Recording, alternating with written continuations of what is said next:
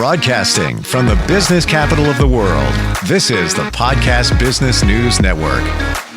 Oh, welcome back, everybody. I want to prepare you for positivity because every time I get together with this wonderful woman, it is just such a positive experience. And what she's done in her career has helped so many. That's why we've made her our Centurion recipient.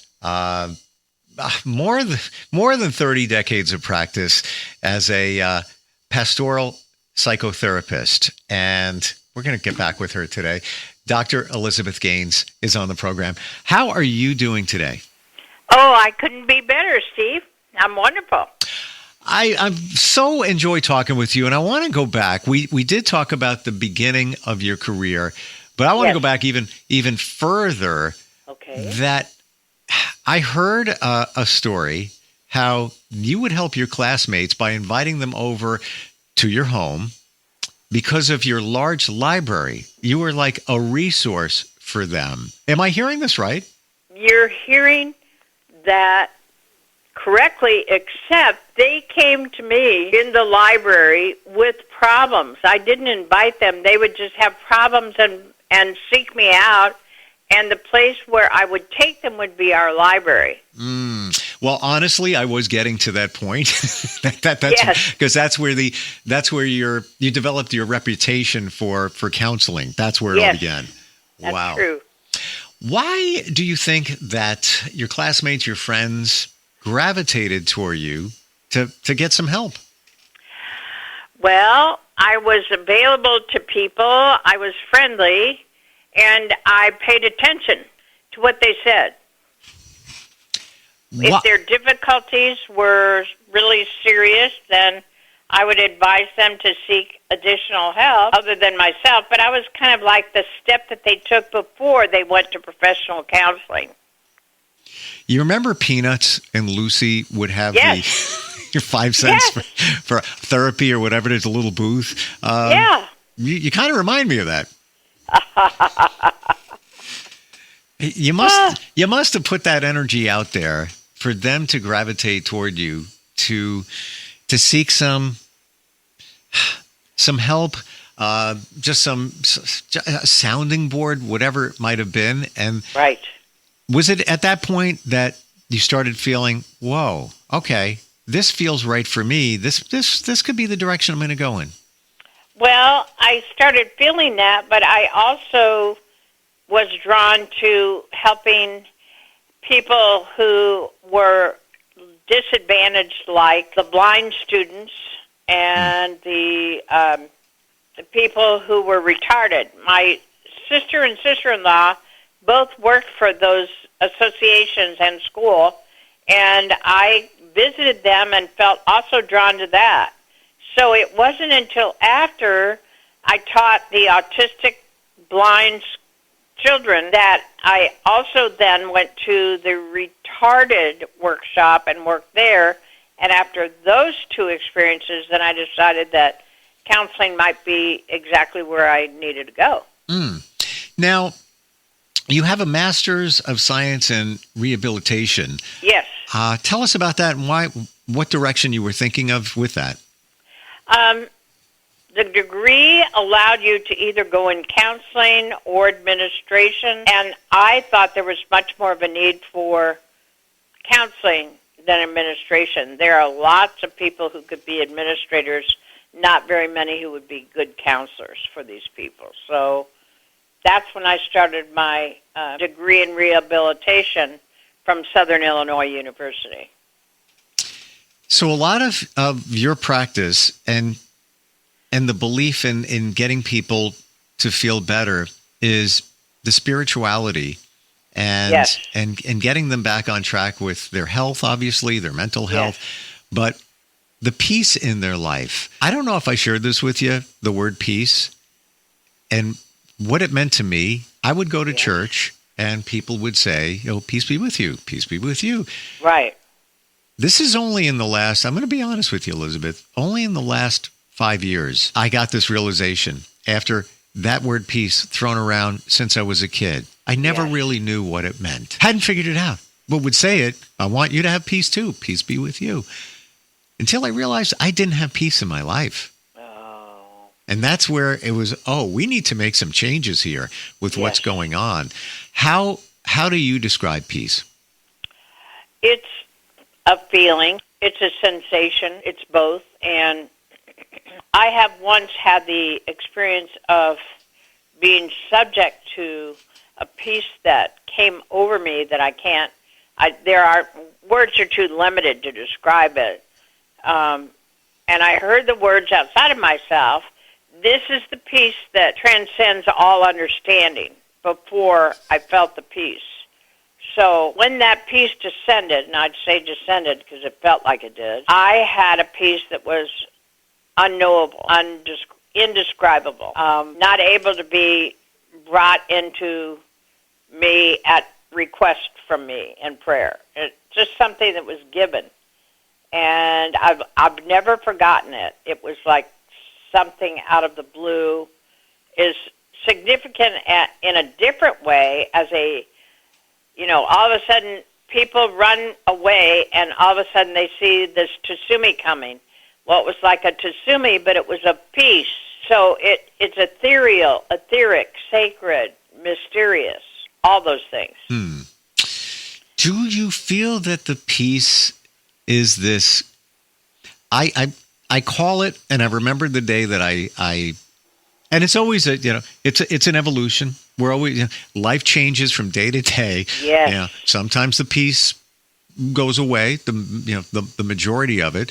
But I remember 2 years ago, maybe 3, walked outside, had a lot going on, looked up at the sun, and I had a thing, I call it the quiet calm. Like, with everything going on, it's going to be okay. It's going to be, I have faith. It's going to be how okay. Wonderful. And that was my all right, light bulb went off. And that's where, some peace came in there. And that's still kind of my baseline. It's going to be okay. It's all going to work out. That's so wonderful, Stephen. Took a long time to figure that out, Elizabeth. Again, life is always changing. There's always so much going on. But and I'm not even equating that to religion. However, if you add that spirituality in there, it gives you another, call it layer of faith, wouldn't you say? Yes, absolutely. And it is something that can be prayed for. It is something that can occur, something that will occur. Sometimes it will, and sometimes you don't use your will to ask for it. It just happens. But you have to sort of make yourself available in order for it to happen. You have to prepare the ground. It's sort of preparing the soil for the tomatoes. So you prepare your soul for the peace. I want to go back. Well, yes, I totally agree with you. You have to want it, and you have to set the stage for it. It just doesn't show like a card. And hey, I'm here. Yeah. I'm peace. How you doing? That's right. It doesn't work that way. What was your first feeling, or what convinced you about a God or a higher being? Well, it really started with my father, who was a graduate of Stanford Medical School. He used to take me on walks down to the stream that was close to our house, and he would have me choose things that were brushed up on the shore by the creek, and asked me what I thought about it. So I had a scientific beginning, and then because of the way he treated all of that, I started to think other thoughts like, how would this have happened? How would this shell have this swirl in it? And what about the animal that this is the jawbone for? And I started thinking about how everything was connected, and that if you shake a rock, you might disturb a star, that everything was connected. And then I started looking thoroughly at how things were connected and started thinking, well, there's no way to create anything that's this intricate unless there is a creator creating it. So that's how I got to God. And was that your wake up that, there's something here does exist? Oh, yes. So I want to go a layer deeper here. Okay. There are some people that are on the fence, that they don't believe in that. They'd like to. Maybe they did at one point. Was there something, concrete proof that showed up for you where you said, "Oh, okay, there is something." There's a greater force. I've worked with the indigenous people for 30 years. When I wasn't in the room, listening to people, being with them in their part of their life.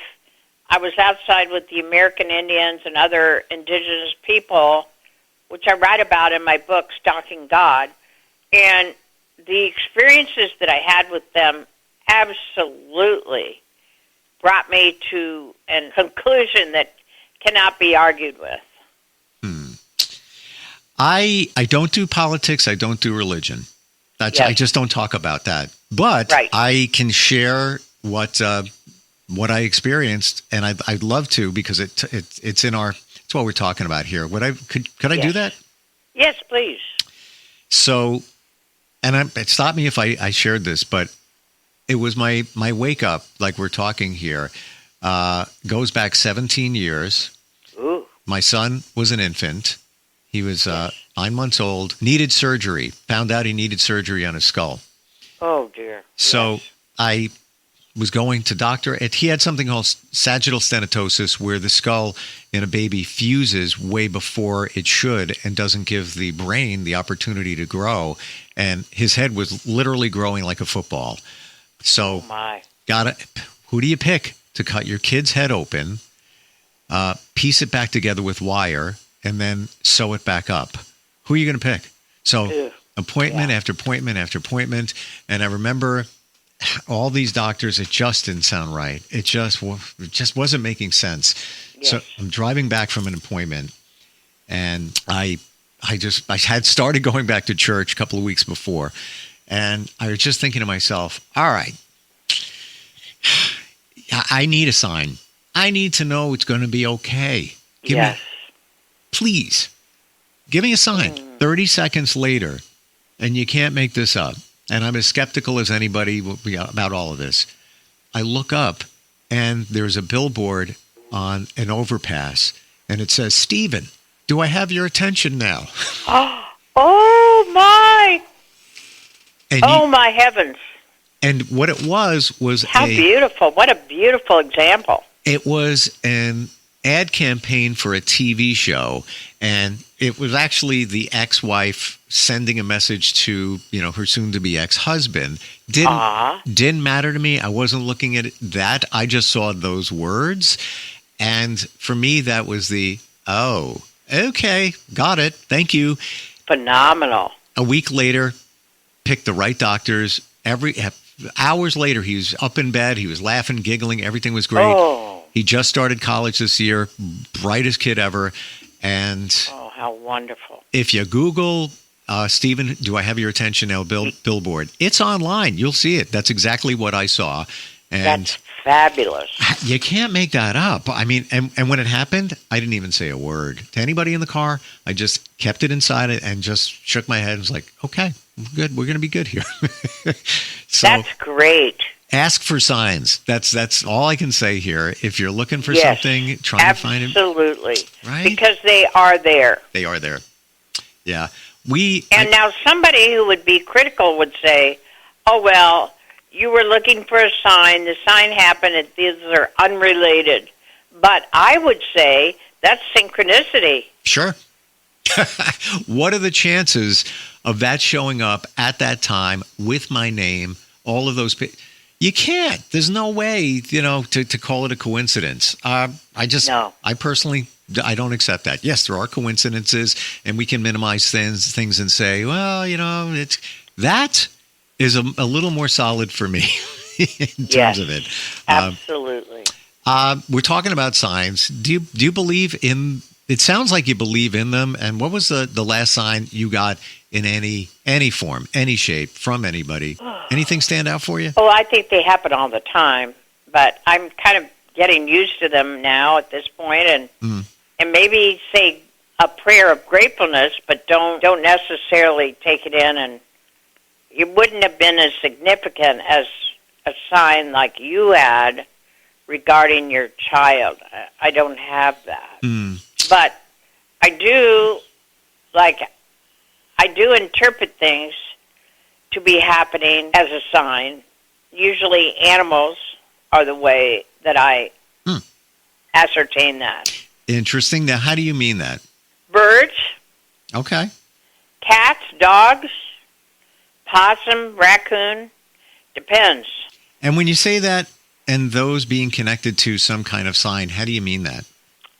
Well, I may be looking for answers to something, like a relationship, wanting to know the direction to go in the relationship. And something will happen that looks to me like it might be an answer. And so I write it down and take a look at it later, and then I can kind of tell in my own interior, like people talk about a gut sense. I can tell if my gut sense goes along with that or not. Your gut sense is your intuition. Yes. And I believe it's one of the most beautiful powers that we have. It is. People don't see it as a power, but it is a power. It is based on natural and unnatural things that we have a way of knowing. We don't yet even know. I mean, we can talk about consciousness, but they cannot define what consciousness is in the labs. They can't define it. But this is part of what will be, in our lifetime, examined to the point where we will know what consciousness is, we will know what our intuition is, we will utilize it in ways that we haven't so far, because it will be defined and utilized by our scientists. Interesting. How do you think that they would be able to quantify it? Or, you can't see it, you can't feel it, you can't taste it. Well, they'll set up tests so that people can be subject to the test. They'll pick a group of people who are more, quote-unquote, sensitive. They'll use that group and get results from them. And then they'll have another group which is not sensitive and see if they can get results from them, and they'll compare the two and continue on scientifically creating answers for whether that exists or not. And then they'll finally come out and make statements about it. So that being said, I want to look at intuition and what you feel with intuition. When you're getting something that's telling you this is the right answer, this is the way to go, what does it feel like? How do you describe it? I'm going to go back to a classroom that I took a abnormal psych class in my last master's degree. And the professor was a clinical psychologist and a Methodist minister.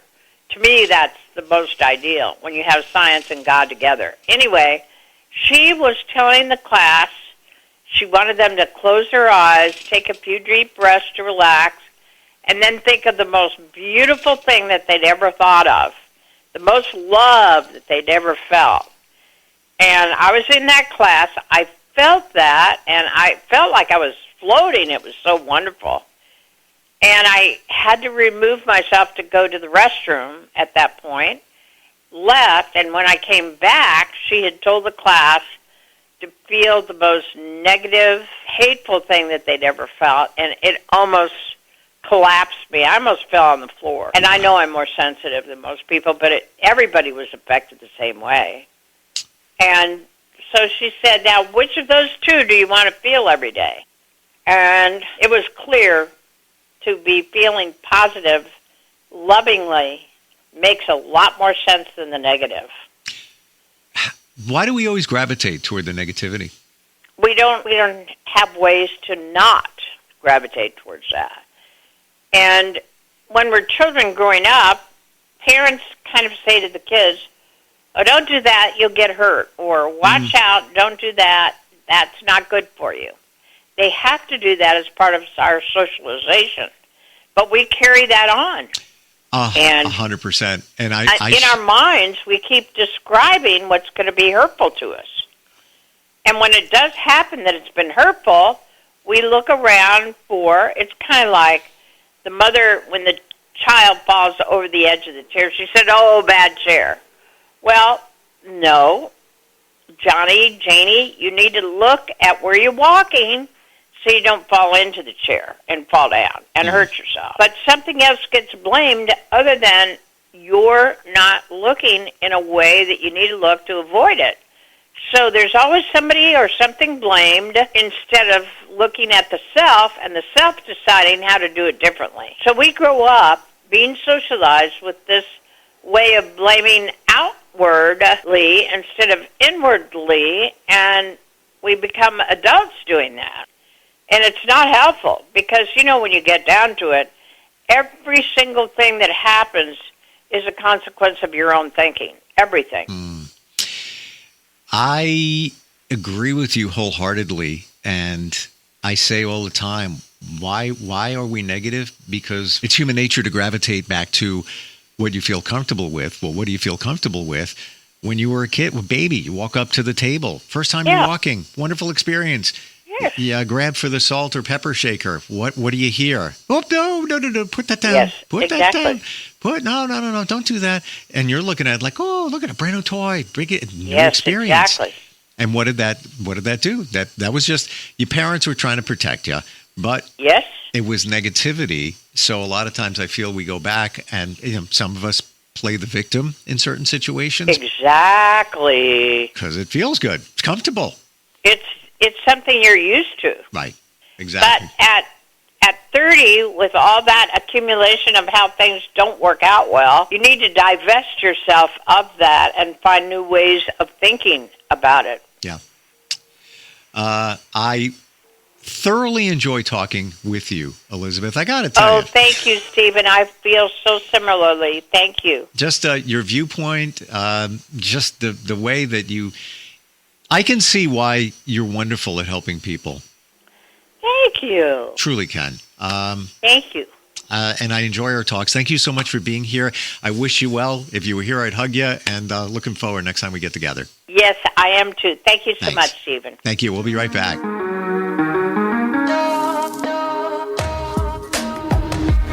Broadcasting from the business capital of the world, this is the Podcast Business News Network.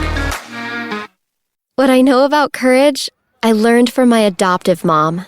She said sometimes you just gotta hold on and know we'll get through this. Mom, we are so high up. Hold my hand. No, you hold my hand. Here we go. Learn about adopting a teen from foster care. You can't imagine the reward. Visit adoptuskids.org to find out more. I learned patience from my adoptive dad. All he had to say was, "Hey, you got this. Just breathe." Hey, we're pretty good. yeah, Might have to start a band. I got it. Learn about adopting a teen from foster care. You can't imagine the reward. Visit adoptuskids.org to find out more. This message is brought to you by Adopt US Kids, the U.S. Department of Health and Human Services, and the Ad Council.